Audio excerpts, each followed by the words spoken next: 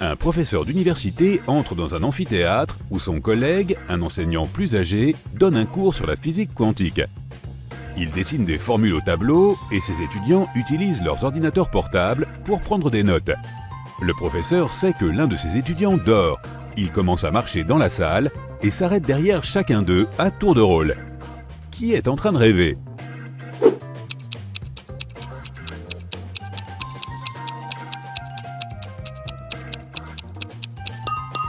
Presque tous les élèves écrivent leurs formules sur leur ordinateur portable, sauf celui-là. Son écran est éteint. C'est parce qu'il s'est endormi. L'inspecteur Anderson poursuit un voleur vêtu d'un smoking. Soudain, le criminel court à l'intérieur d'un immense hall. Toutes les personnes présentes sont habillées de manière formelle. Aide le détective Anderson à trouver le suspect parmi eux.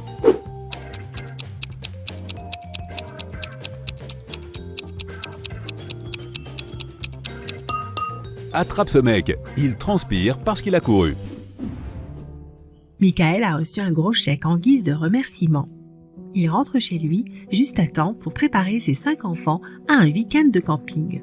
Michael et sa femme ont vraiment hâte d'avoir le week-end rien que pour eux et de pouvoir se détendre. Mais lorsqu'ils se réveillent le samedi, ils découvrent que le chèque a disparu de leur coffre. La police arrive et interroge les 3 personnes qui sont dans la maison ce matin-là. Le cuisinier dit qu'il était dans la cuisine pour préparer les repas de l'école.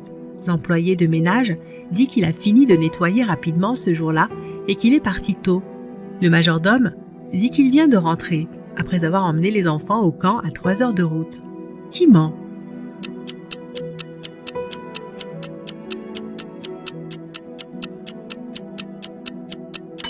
Le cuisinier, c'est samedi, donc il n'y a pas d'école, et d'ailleurs les enfants sont partis camper. Pendant ce temps, à l'autre bout de la ville, un scientifique travaille sur quelque chose d'étrange. Il invite Kevin et Claire à être les cobayes d'un nouveau sérum de son invention. Il leur donne à chacun un verre de limonade glacée. Kevin le boit rapidement, mais Claire attend avec appréhension de voir d'abord les effets secondaires sur lui. Après 2 heures, rien ne se passe. Alors elle boit aussi son verre. 2 minutes plus tard, sa peau devient verte. Si les 2 boissons contenaient le sérum, pourquoi seule Claire a-t-elle été affectée ?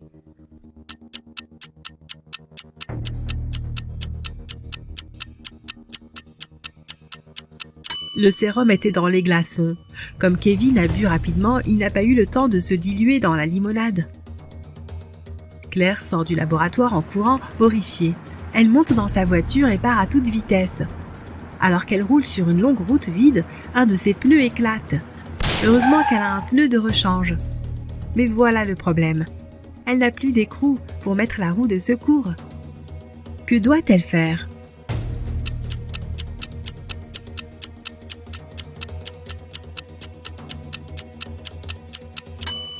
Elle doit dévisser un écrou de chacune des 3 autres roues et les utiliser pour fixer la roue de secours.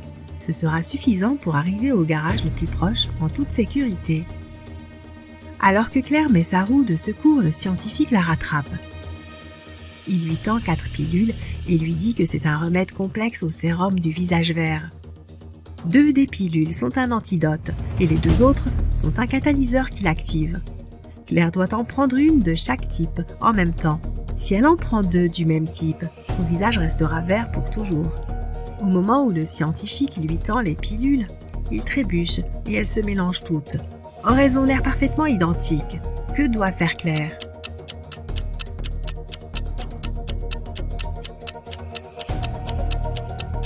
Elle doit broyer les comprimés, mélanger toute la poudre et la diviser en 2 parties égales. Chaque moitié aura la même quantité de catalyseur et d'antidote. Ça a marché. Le lendemain, Claire a un examen de mathématiques. Mais chose amusante, tous les élèves de la classe refusent de le passer. Le professeur Miller ne peut expulser qu'un seul élève qui sèche l'examen. Tous les élèves connaissent le nom les uns des autres. Si un élève sait qu'il sera expulsé, il accepte forcément de passer l'examen. Comment le professeur peut-il faire en sorte que tous les élèves le passent ?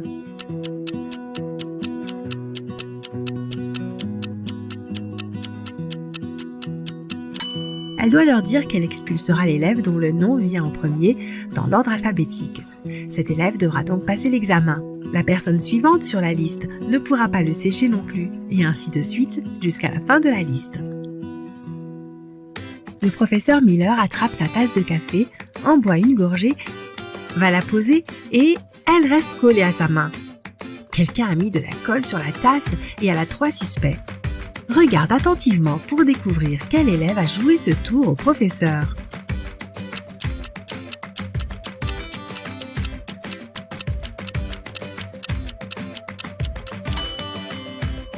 Le premier élève a un air terriblement coupable sur le visage. Et la moue du deuxième ressemble à la fierté d'un coup bien monté. Mais regarde de plus près la poche du troisième. Oui, c'est bien l'embout d'un flacon de colle. Le professeur Miller est tellement humilié par les manigances de ses élèves qu'elle décide de changer de carrière. Elle construit une usine de chaussures et elle a tellement de succès qu'elle en construit une deuxième dans une autre ville. Mais malgré son succès, les problèmes ne cessent pas. Ses employés volent secrètement des paires de chaussures dans ses usines. Que peut-elle faire pour résoudre ce problème ?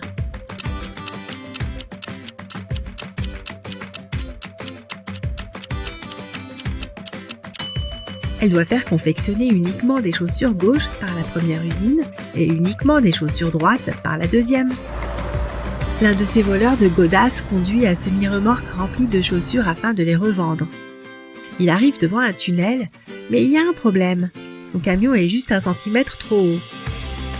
Mais il peut quand même passer dans le tunnel. Comment ?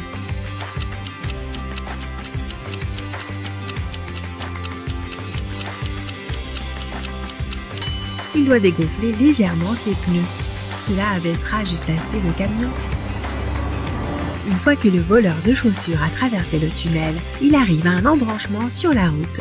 L'une des routes va vers la ville, l'autre vers une région sauvage sans fin.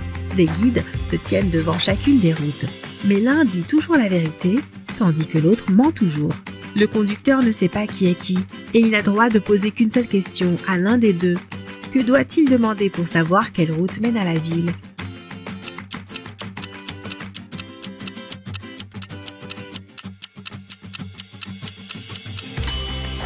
Il doit demander à l'un des guides quelle route l'autre indiquerait. Et il doit ensuite choisir l'autre route. Celui qui dit la vérité sait que l'autre va mentir, alors il orientera le conducteur vers la route qui ne mène nulle part. S'il demande au menteur, celui-ci saura que l'autre indiquerait la ville, donc il indiquera encore une fois la route vers nulle part. Le voleur de chaussures prend la route vers la ville, mais il doit répondre à une autre énigme avant d'être autorisé à entrer. Un garde lui pose une question simple. Quelle est la logique dans l'ordre des mots suivants ? Pain, bleu, moi, plâtre et ornithorynque.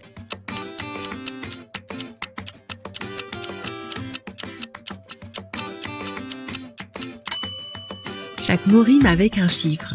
Pain, 1. Bleu, 2. Moi, 3. Et ainsi de suite. Le voleur de chaussures s'installe enfin dans cette nouvelle ville. Dommage pour lui, il ne peut utiliser qu'un téléphone public pour passer des appels. Un jour, le téléphone tombe en panne. Il informe la compagnie de téléphone et il ne faut rien. Il réessaie le lendemain. Même résultat. La 3e fois, il arrive enfin à les faire venir et à réparer le téléphone. Que leur a-t-il dit ?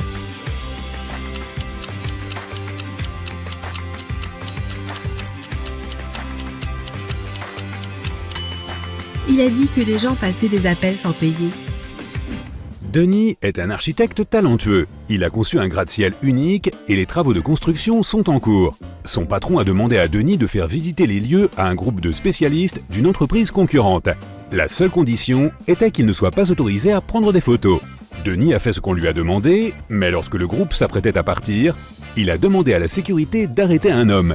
L'architecte a déclaré qu'il avait pris des photos pendant la visite du site. Comment l'a-t-il compris ?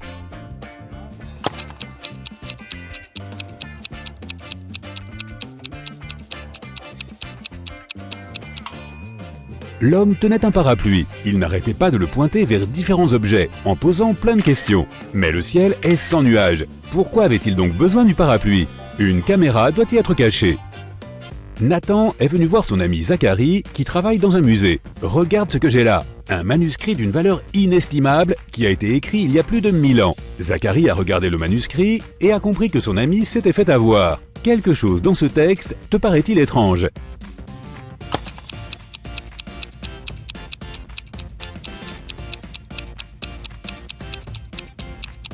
Si nous parlons des dates antérieures à l'ère commune, elles devraient être dans l'ordre inverse.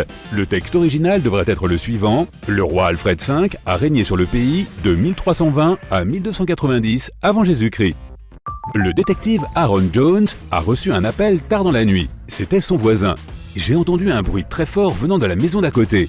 J'ai peur d'y aller pour enquêter seul, mais que faire si quelque chose s'est produit? Quand Aaron et son voisin sont arrivés sur place, ils ont vu la porte d'entrée ouverte, ils ont couru à l'intérieur et ont trouvé le propriétaire de la maison, Monsieur Anderson, sur le sol de sa chambre, attaché et gémissant de douleur. Il a dit qu'il était au lit, en train de bouquiner, quand un homme portant un masque noir a fait irruption dans sa chambre et l'a frappé à la tête. Puis il a ligoté Monsieur Anderson, pris tout son argent et ses autres objets de valeur et a disparu. L'inspecteur Jones n'a pas cru l'homme. Pourquoi?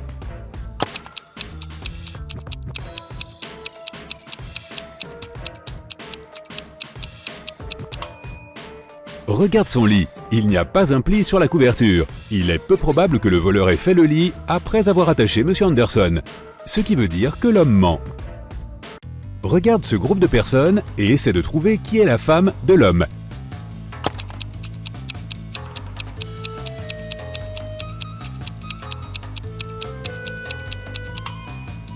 C'est la femme en violet. Elle et le motard portent tous deux des alliances assorties. Johan a participé à une expérience mettant à l'épreuve sa pensée logique et ses capacités d'analyse. Elle devait résoudre des énigmes pour passer au niveau suivant. En ce moment, la jeune fille est enfermée dans une petite pièce. La porte s'ouvrira automatiquement lorsqu'elle aura résolu l'énigme écrite sur un morceau de papier. Sur quel principe est basée cette séquence? 5, 2, 8, 9, 4, 7, 6, 3, 1, 0.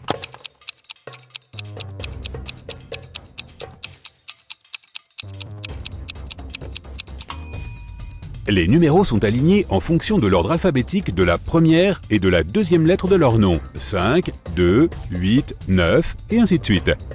Johan a réussi à sortir de la pièce et est prête pour la mission suivante. Cette fois, la jeune fille doit joindre tous les points bleus sur l'écran. Mais elle n'a le droit d'utiliser que 3 lignes. Comment peut-elle y arriver?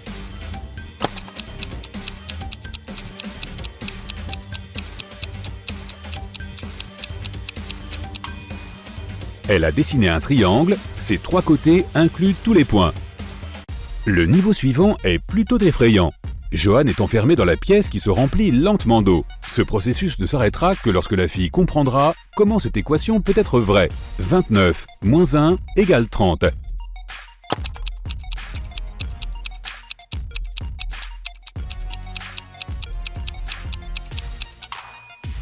Même dans des conditions stressantes, Johan a réussi à résoudre le puzzle. Elle a remplacé les chiffres par des chiffres romains. X, X, I, X, moins I égale X, X, X. Puis, elle a enlevé 1 de 29 et obtenu 30. Pfff, c'était chaud. Et enfin, Johan passe le dernier test. Elle doit trouver quel objet est l'intrus et n'appartient pas au groupe. Peux-tu faire de même?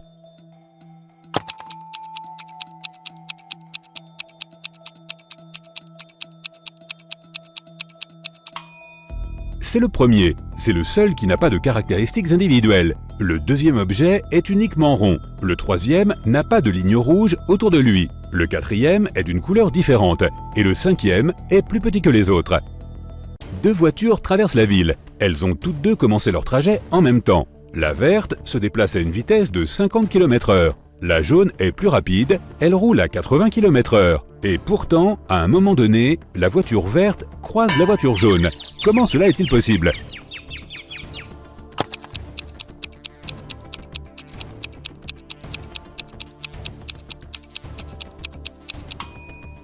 Les voitures roulaient dans des directions opposées. Regarde cet adolescent et 2 femmes derrière lui. Qui est son véritable professeur?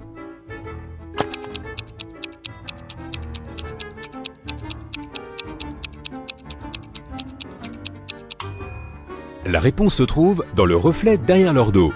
Tu peux voir que les deux femmes tiennent des pointeurs, mais dans le miroir, une seule d'entre elles là. C'est elle qui est le véritable professeur. Deux hommes vont remplir leurs arrosoirs avec l'eau de la rivière. Qui apportera le plus d'eau ?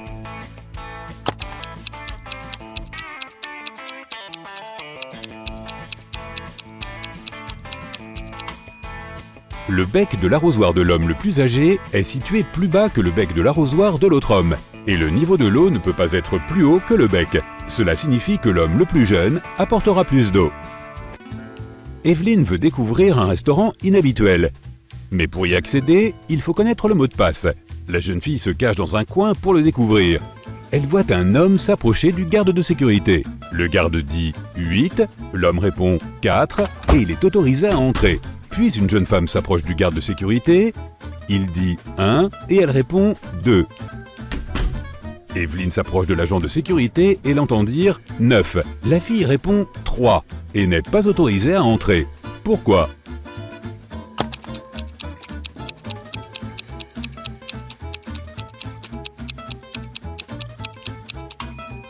Le mot de passe est toujours différent. C'est le nombre de lettres dans le mot que dit le garde de sécurité. Par exemple, le mot 8 a 4 lettres. C'est pourquoi Evelyne aurait dû répondre 4. La gérante de la station balnéaire la plus luxueuse de la région a appelé la police.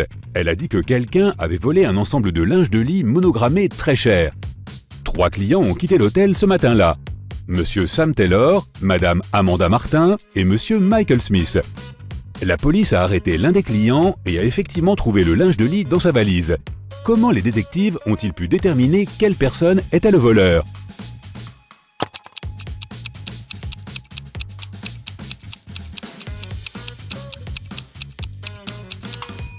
Comme tu le vois, le nom de l'hôtel est Morningstar. Cela signifie que le monogramme sur le linge de lit était MS. La seule personne avec les mêmes initiales est Monsieur Michael Smith. Un savant fou t'a enlevé et veut te garder dans sa cave pendant 1 an. Il t'autorise à choisir entre 3 plats et il te servira le même toute l'année. Qu'est-ce que tu choisis pour survivre ? Des pâtes et du pain, du riz et des haricots ou un steak et des brocolis ?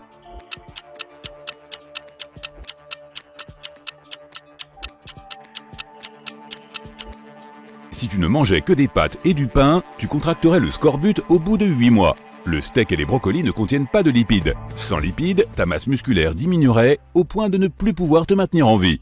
La meilleure option est le riz avec les haricots. Ce plat est riche en 9 acides aminés essentiels. Et tu peux aussi faire germer les haricots et manger les germes pour obtenir de la vitamine C. Tu es vraiment futé. Une année passe et tu sors enfin de la cave. Mais pour sortir de la maison, tu dois choisir l'une des 3 portes que le savant a créées. Devant la première porte, il y a une pièce remplie de cônes géographes venimeux. Derrière la deuxième porte, il y a 5 ours polaires très affamés. Derrière la troisième porte, il y a un bassin d'eau salée rempli de piranhas. Qu'est-ce que tu choisis ?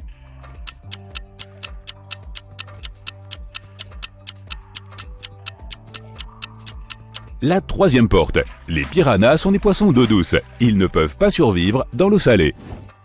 3 prisonniers sont assis autour d'une table pour le dîner. L'un d'eux est riche. Lequel ?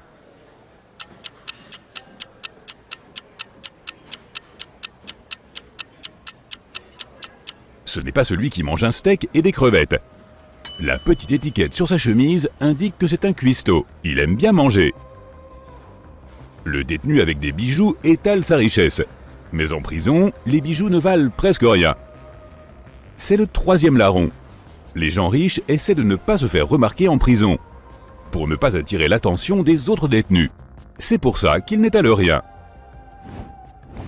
Un groupe de chercheurs veut tester tes connaissances. Ils t'emmènent dans leur laboratoire sur une île en Italie et te présentent 3 plats. Un seul d'entre eux n'est pas dangereux à manger. Lequel ? Un fromage plein d'asticots, un foie de poisson fougou bouilli ou des amanites tumouches.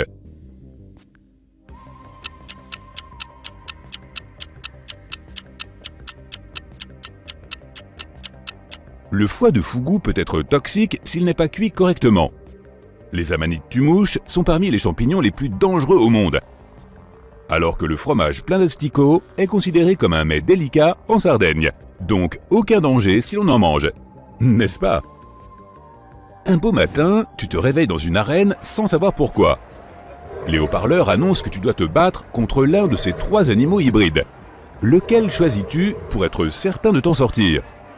Un ours polaire avec une tête de serpent à sonnette, un hippopotame avec une tête de lion, ou un hybride avec la tête et le corps d'un requin blanc et les membres d'un jaguar?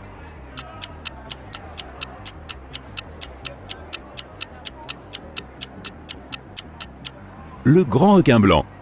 Étant donné qu'il a des branchies, il ne pourra pas respirer hors de l'eau. Tu es un astronaute et tu viens d'arriver sur Mars. Un membre de l'équipe en tenue de sport t'accueille devant l'entrée de la base.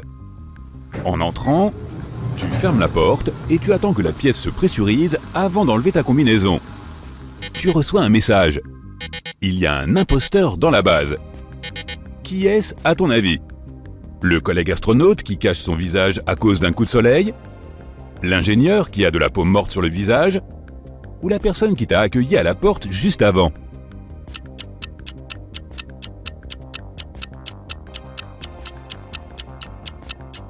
La personne qui t'a accueilli juste avant. Si c'était un humain, il ne pourrait pas survivre hors de la base dans l'atmosphère de Mars. En marchant dans la forêt, tu rencontres un homme du coin un peu mystérieux qui te bloque le passage. Il te dit que si tu résous cette énigme, tu peux passer, mais si tu ne trouves pas la réponse, tu resteras piégé dans cette forêt pour toujours. Voici l'énigme. Tu es la mer sans eau, les côtes sans sable, les villes sans habitants et les montagnes sans terre. Qu'es-tu donc?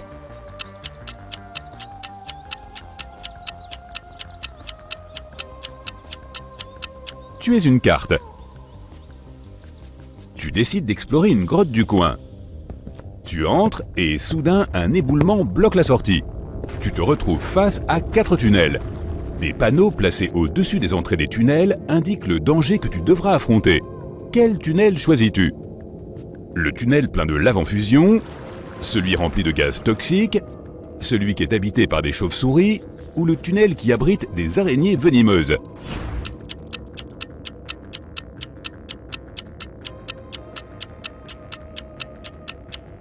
Le dernier. Les araignées n'attaquent pas les humains pour se nourrir et généralement, elles les fuient. Tu viens d'emménager dans une ville où il n'y a que 2 barbiers.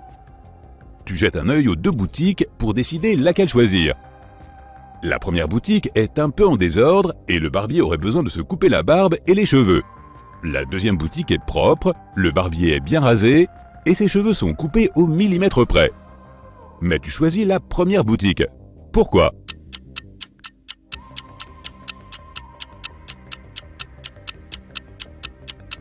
Chaque barbier coupe les cheveux à l'autre. Tu as donc choisi celui qui coupe les cheveux au millimètre près. Tu as trouvé du travail comme domestique dans un manoir. Le propriétaire te charge d'une mission un peu complexe.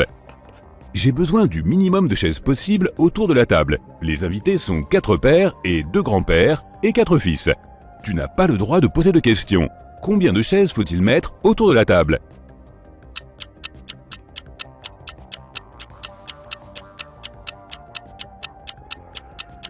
« 4. Les pères peuvent aussi être grands-pères et ce sont tous les fils de quelqu'un. Marie vend une corde à 3 €. La personne qui la lui achète lui donne 10 €. Marie n'a pas de monnaie et va en demander à l'épicerie d'à côté. Elle revient avec ses 7 €. Le propriétaire de l'épicerie sort du magasin pour lui dire que le billet qu'elle lui a donné est faux. Marie appelle un détective et elle doit lui dire combien d'argent elle a perdu. Quelle est la réponse?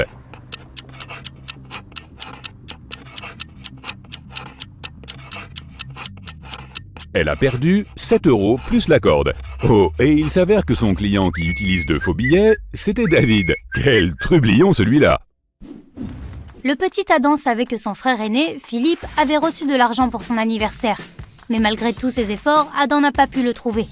Un jour, alors que Philippe n'était pas là, le garçon s'est faufilé dans la chambre de son frère.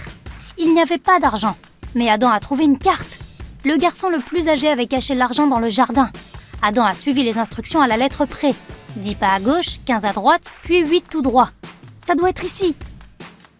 Le garçon a commencé à creuser. Il y a perdu 2 heures et n'a toujours rien trouvé. Philippe a-t-il piégé son petit frère ?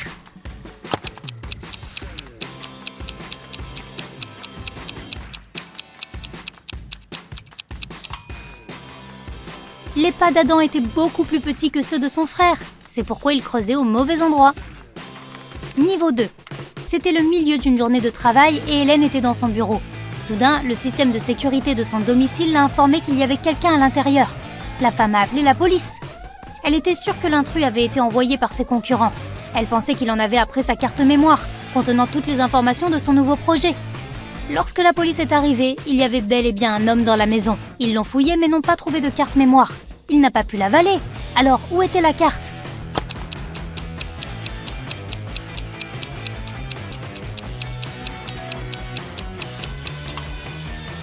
Lorsque la police l'a arrêté, l'homme a secrètement glissé la carte mémoire dans la poche d'un officier. Après avoir été fouillé, le criminel a récupéré la carte. Le directeur d'une station de ski a disparu. La police suspecte 3 personnes qui séjournent à l'hôtel. Malheureusement, personne ne peut retrouver ces personnes. Elles sont probablement sur les pistes, en train de skier. Les policiers n'ont pas de temps à perdre et décident d'examiner leur chambre. Ils examinent les affaires des suspects et en déduisent qui est derrière la disparition du directeur.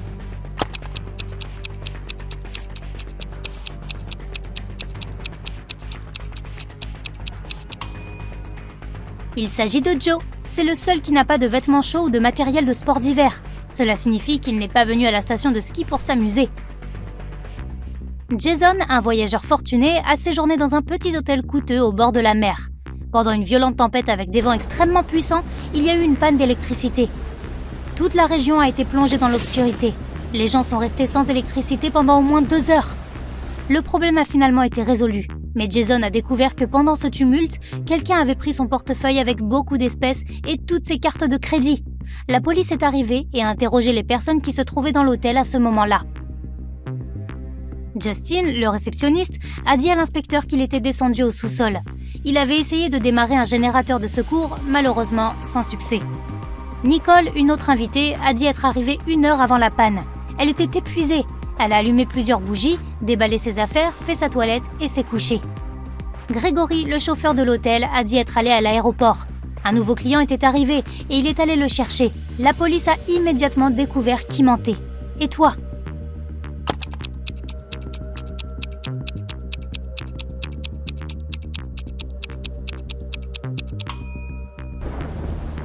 La panne a été causée par un mauvais orage et les avions ne volent pas par un temps aussi venteux. Alors comment quelqu'un pourrait-il arriver en avion ? Grégory a menti. Au XXIe siècle, les robots vivent parmi les gens et ça n'a rien d'inhabituel. Mais parfois, ils ressemblent tellement aux gens qu'ils rendent le travail de détective beaucoup plus difficile. Comme cette fois-ci. Eric Blank, un policier expérimenté, doit déterminer lequel des 3 suspects est coupable de vol d'identité. Il sait avec certitude que le coupable est un robot, mais qui n'est pas humain.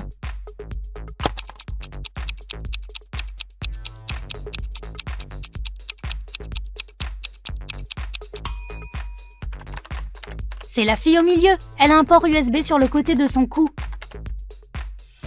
Niveau 3. Maria a dû participer à une compétition sportive très importante. Mais quelques jours avant l'événement, son copain Keith a découvert qu'elle avait disparu. La seule chose qu'elle a laissée derrière elle était un mot. « Je suis désolée, j'ai dû partir. On ne se reverra plus jamais.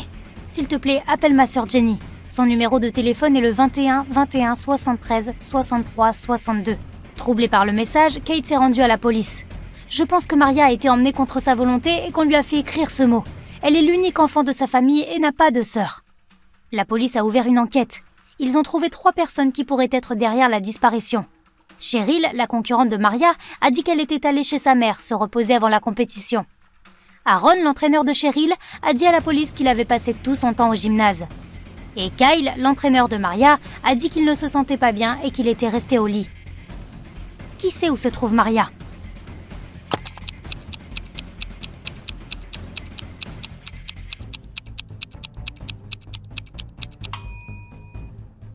Dans sa note, la fille n'a pas écrit de numéro de téléphone. Elle a donc encodé le nom du criminel. Aaron. Qui a besoin d'un entraîneur comme ça ? Janet avait un rêve. Elle voulait devenir l'assistante de son professeur. L'homme était un scientifique célèbre et talentueux. Celui-ci savait bien qu'elle était intelligente. Mais avant de lui offrir le poste, il a décidé de la mettre à l'épreuve. Le professeur l'a emmenée dans une maison de 2 pièces, complètement isolées l'une de l'autre. Dans l'une des pièces, il y avait 3 interrupteurs. Dans l'autre pièce, il y avait 3 ampoules.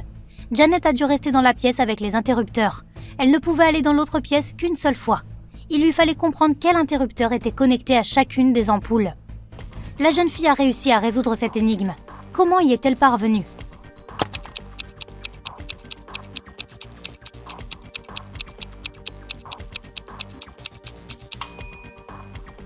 Elle a allumé le premier interrupteur et a attendu 1 minute. Puis elle l'a éteint. Après cela, elle a actionné le deuxième interrupteur et est entrée dans la pièce où se trouvaient les ampoules. Une des ampoules était allumée. C'était celle qui était connectée au deuxième interrupteur. Janet a touché les autres ampoules. Celle qui était chaude était connectée au premier interrupteur et celle qui était froide était connectée au troisième interrupteur. Si tu as réussi à passer le premier niveau, tu as de meilleures compétences logiques que beaucoup d'autres personnes. Regarder plus de films policiers pourrait aiguiser ton sens de l'observation. Si tu as atteint le niveau 2, bravo! Tu dois avoir de solides capacités d'analyse. Prête juste un peu plus attention aux détails. Si tu as passé les 3 niveaux, c'est le moment de te lancer. Très peu de gens peuvent arriver à ce point. Tu dois être celui à qui les gens demandent conseil dans les situations délicates, car tu peux trouver une solution à n'importe quel problème. Wendy est entrée dans le bâtiment. Une jolie vieille dame a reçu la livraison. Elle a proposé à Wendy des pourboires en plus si elle parvenait à résoudre son énigme. Un nuage est ma mère, le vent est mon père, mon fils est un ruisseau frais et ma fille est le fruit de la terre. Un arc-en-ciel est mon lit, la terre mon lieu de repos final et je suis le tourment de l'homme. Que suis-je ? Peux-tu aider Wendy à gagner un peu plus d'argent ?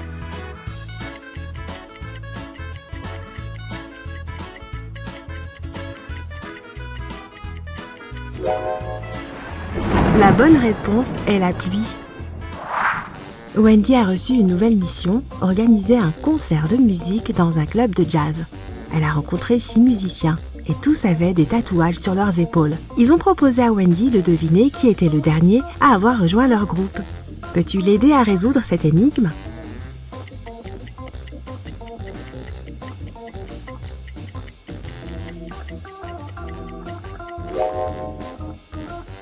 Ils utilisent les lettres dans l'ordre alphabétique A, B, C, D, E. Donc ce batteur est le membre le plus récent du groupe car son tatouage comporte la lettre F.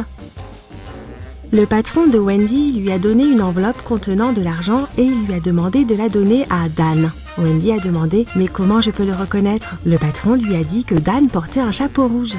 Wendy entre dans la salle de concert, elle était pleine de gens et Wendy a vu beaucoup de gars avec des chapeaux rouges. Peux-tu compter exactement combien ils sont ?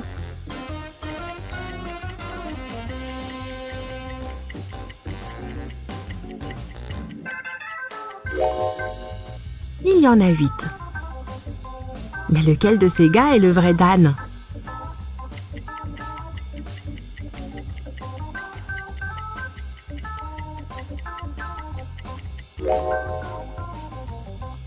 Non, pas ce gars avec Dan écrit sur son t-shirt. Et pas ce gars avec Dan sur son tatouage. Le vrai Dan est ici. Regarde son badge. C'est écrit Dan. Les autres gars ont des noms différents sur leur badge. Tôt le matin, après le concert, Wendy a bu une tasse de café, s'est sentie mal et s'est évanouie. 10 minutes plus tard, elle s'est réveillée dans un étrange sous-sol.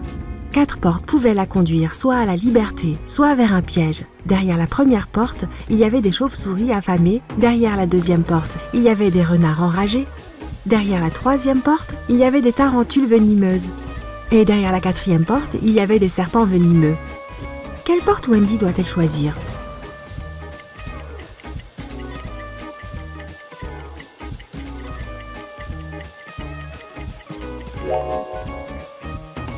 Elle devrait choisir la première porte. Les chauves-souris sont des animaux nocturnes. Elles dorment le matin.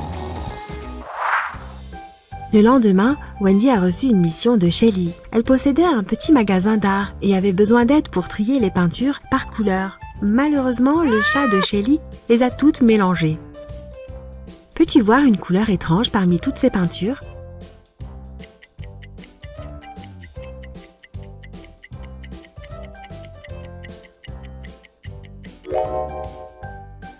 La voici. Qu'en est-il de ces tubes? Sont-ils tous pareils?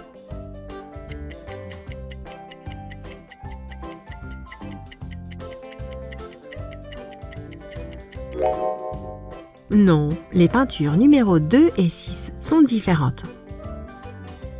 Peux-tu aider Wendy à trouver la couleur différente ici?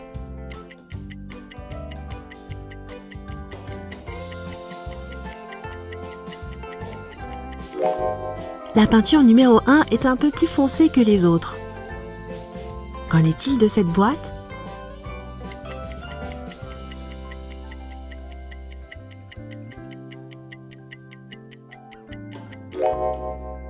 Ces couleurs sont identiques. Regarde à l'intérieur de cette boîte. Y a-t-il des peintures qui n'ont pas leur place ici?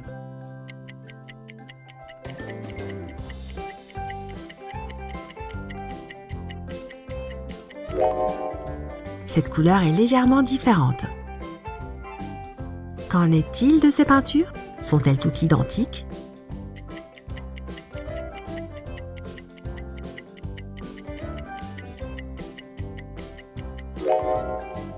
Non, les peintures numéro 1 et 2 sont différentes.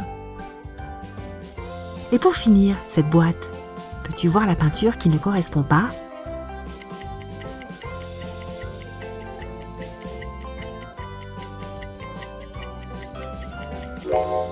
Le tube numéro 8 semble différent.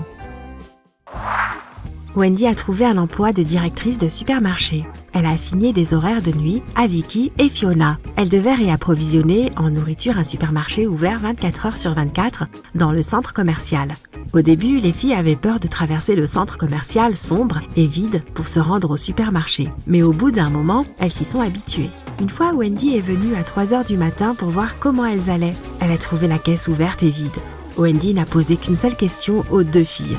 Que faisiez-vous lorsque le vol a eu lieu? Vicky a répondu, les étagères contenant les chips étaient presque vides, alors je suis allée à l'entrepôt pour en chercher d'autres. Mais quelqu'un avait réarrangé toutes les boîtes. J'ai dû chercher la bonne pendant environ 15 minutes. Quand je suis revenue, l'argent avait déjà disparu. Fiona a déclaré, j'avais déjà fini de réapprovisionner ma section. J'ai donc décidé d'aller faire un peu de shopping dans le centre commercial. Je ne sais pas ce qui s'est passé pendant mon absence. Peux-tu deviner qui est le voleur?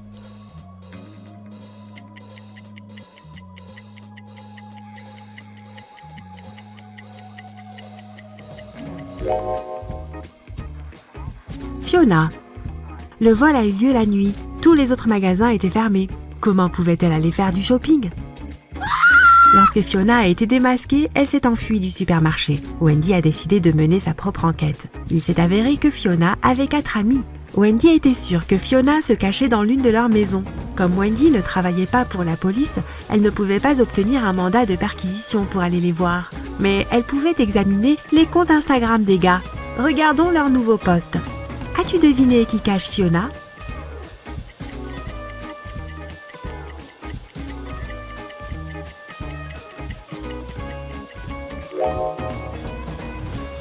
Ce type n'est pas seul. Jette un coup d'œil à cette main là-bas.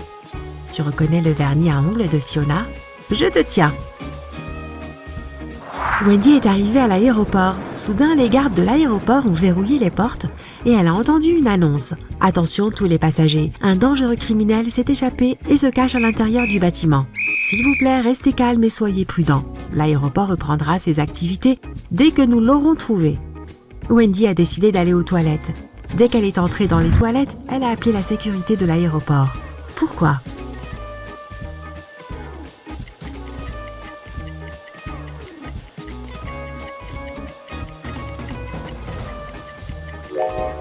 Jette un coup d'œil à cette ombre. Le criminel se cache dans la deuxième cabine. Le criminel a été arrêté et Wendy a pu poursuivre son aventure. La jeune fille s'est enregistrée et est allée à la porte d'embarquement. Dans l'avion, un beau garçon appelé Chuck l'a abordée. Il a dit qu'elle avait pris sa place. Wendy lui a montré sa carte d'embarquement et lui a dit qu'il avait tort. Mais Chuck a continué à insister. Qui a raison?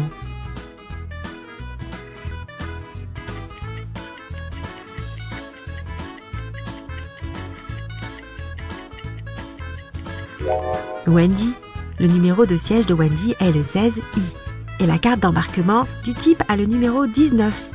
Il a juste regardé le numéro à l'envers.